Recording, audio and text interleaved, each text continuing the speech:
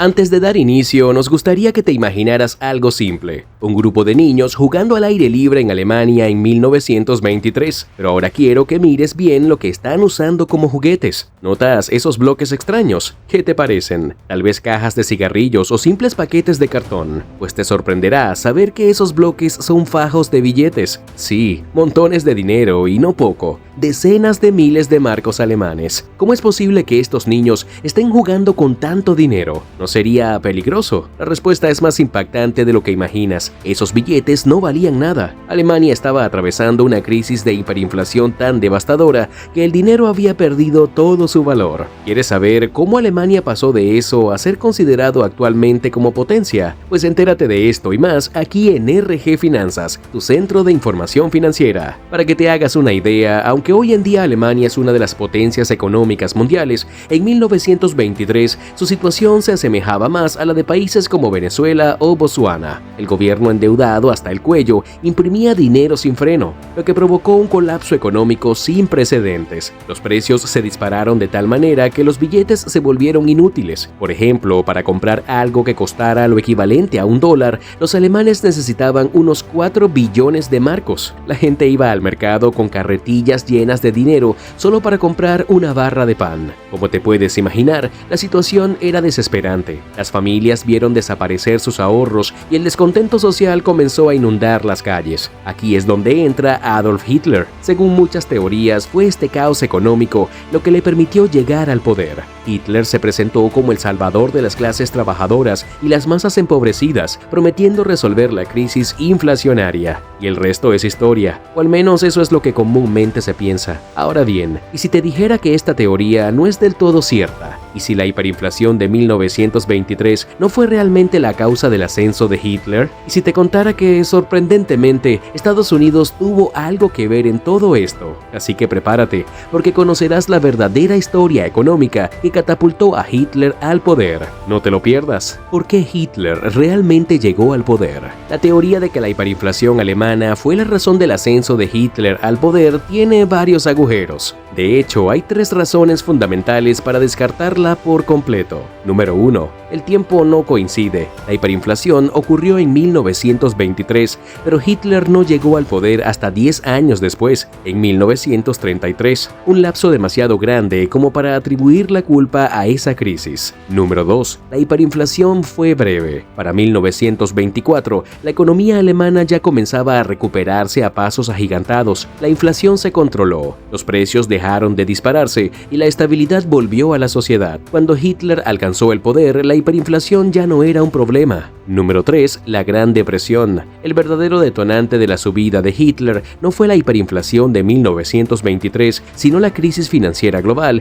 que estalló en 1929, cuando Estados Unidos cayó en la Gran Depresión. Esta crisis, peor que la de 2008, afectó a todo el mundo, incluida Alemania. Tras el colapso de 1929, Alemania, como muchos otros países, entró en recesión, pero el sector más golpeado fue el bancario. El famoso Danat Bank, el segundo banco más grande de Alemania, quebró, lo que desató aún más caos. Y adivina qué, Hitler no perdió ni un segundo en capitalizar esta crisis. El director del Danat Bank era Jacob Goldschmidt, un banquero judío. Esto le dio a Hitler la excusa perfecta para culpar a los judíos y a los banqueros de la crisis, reforzando su discurso antisemita. Además, prometió a los trabajadores que habían perdido sus empleos mejorar sus condiciones de vida, lo que hizo que su popularidad se disparara. Pero este no fue el único factor. Otro punto clave fue la política de austeridad adoptada por el gobierno anterior, liderado por Heinrich Brüning. Al igual que en muchos casos de crisis económica, la solución propuesta fue reducir el gasto público y aumentar los impuestos, una receta que a menudo genera más enfado que soluciones rápidas. En síntesis, el ascenso de Hitler no fue una consecuencia directa de la hiperinflación, sino más bien de la Gran Depresión y de la crisis bancaria que siguió. Prometió soluciones simples y rápidas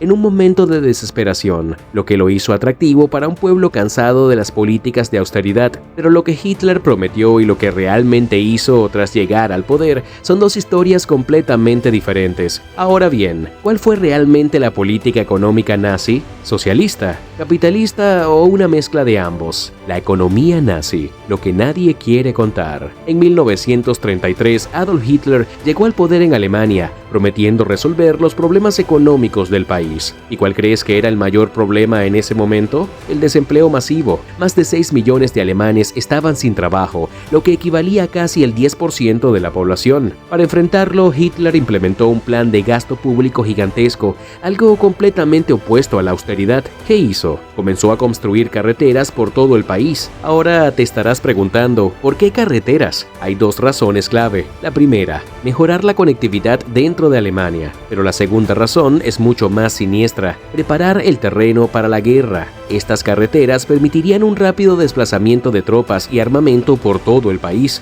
Además, este plan de infraestructura creó trabajo para unas 250.000 personas, lo que obviamente aumentó el apoyo a Hitler en las zonas donde se construyeron las autopistas. Pero no fue su única medida económica, también inició la arianización empresarial, eliminando a los gerentes judíos y reemplazándolos por seguidores del régimen. El resultado, aunque los judíos eran una minoría en la economía, en pocos años desaparecieron casi por completo del control empresarial. El giro de 180 grados. Cuando Hitler llegó al poder, su discurso estaba dirigido a las clases trabajadora y media de Alemania. Prometió bajos impuestos, empleos y un estado de bienestar sólido, pero un año después, su foco cambió radicalmente. ¿Adivina qué hizo? Abandonó a los trabajadores y comenzó a cortejar a las grandes empresas. Creó cárteles empresariales para que éstas pudieran repartirse el mercado, pasando de estar en contra de las grandes compañías a beneficiarlas. ¿Te sorprende? Pero aquí viene lo interesante. No creas que esto lo convirtió en un capitalista amante del libre mercado. Para nada. Hitler odiaba la idea de dejar que el mercado se regulara por sí mismo. En lugar de eso, intervino masivamente en todos los sectores de la economía. Nacionalizó bancos, fijó salarios y reguló la producción agrícola, entre otras cosas. El gobierno nazi no confiaba en la oferta y la demanda,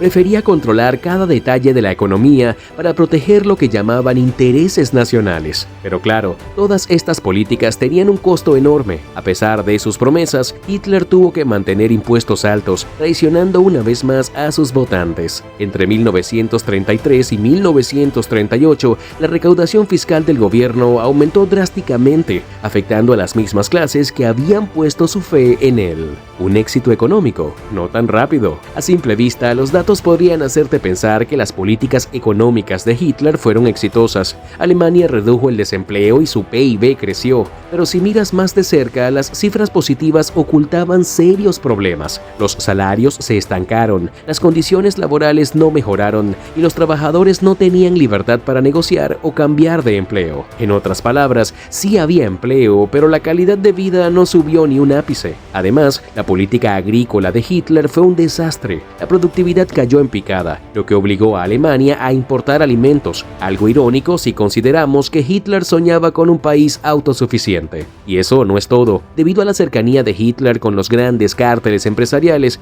las pequeñas empresas fueron aplastadas. Más del 20% de las pequeñas empresas alemanas quebraron antes de la Segunda Guerra Mundial. ¿Recuerdas la expulsión de los gerentes judíos? Pues resultó ser un golpe terrible para la economía. Las ganancias empresariales se desplomaron y el valor agregado de la economía alemana cayó casi un 2%. Todo esto mientras la deuda pública de Alemania se cuadriplicaba entre 1933 y 1939. El país creció, sí, pero a costa de endeudarse hasta las cejas. Ahora que sabes más sobre la economía nazi, ¿qué opinas? ¿Te esperabas que tras las cifras aparentemente positivas se ocultaran tantos problemas? ¿Crees que Hitler hubiera podido crear una superpotencia económica si hubiera ganado la Segunda Guerra Mundial? Haznos saber tu opinión en los comentarios. Esto ha sido todo por hoy. No olvides suscribirte al canal y darle like al video. Activa la campanita de notificaciones y así vernos en los próximos videos de RG Finanzas. Hasta pronto.